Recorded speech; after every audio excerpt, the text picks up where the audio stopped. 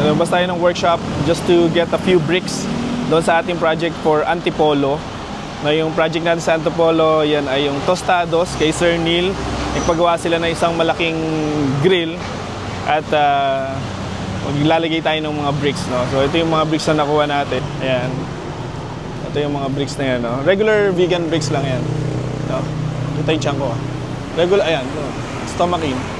So regular bricks lang yan, pero marami yung kinakailangan, no? I think 200 yata yan, sobrang laki ng grill nila. Pero ikot ko na rin kayo dito sa may sa kinukuha na natin ng mga construction supply. Yan, kita yung daming bricks. Yung mga natural stone, guys, oh. Yan. Dito lang yan sa may habang sinasako, nag-vlog na tayo, no? Yan, meron silang mga ikot ko nga. So ito yung napili natin. Hindi ko maano. Yeah. So ikot ko pa kayo, no? Sa mga araal to, no? Pakita ko na sa inyo mga araal. Yan, no? Dami nilang araal dyan. Pati ito. Ito. Yan, no? Yan. Meron din silang mga spikes. Yan. So may moldy lang sila dyan. Ito yung nilalatig sa mga parking para ano siya, hindi mag-skid or anti-skid siya. Ito mga blocks. Ayan, nagawaan sila dito. Oh, mga Jaime.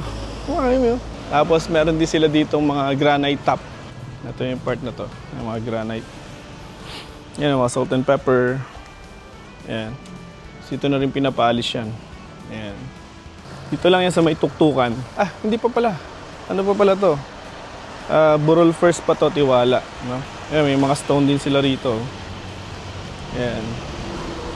Natural stone. Ito mga anong mga ano siya, oh? Pebbles. Ayan. Sako-sako yan. Ito iba-iba rin yun. Marami pa dun sa loob.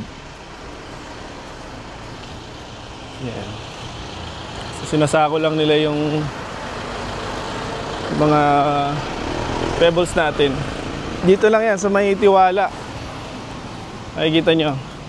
Sa labas nila may mga bato-bato na yan. Makikita nyo yung mga bato na yan. Ayan. Sa loob na yan. Pagka naligaw pa rin kayo, oh, ayan, katapat lang siya ng Peaches and Cream. Ayan, oh. Ayan. Jeff's Construction Supply. Alright. That's it. Let's go. Wala ba mga Jaime? Alright.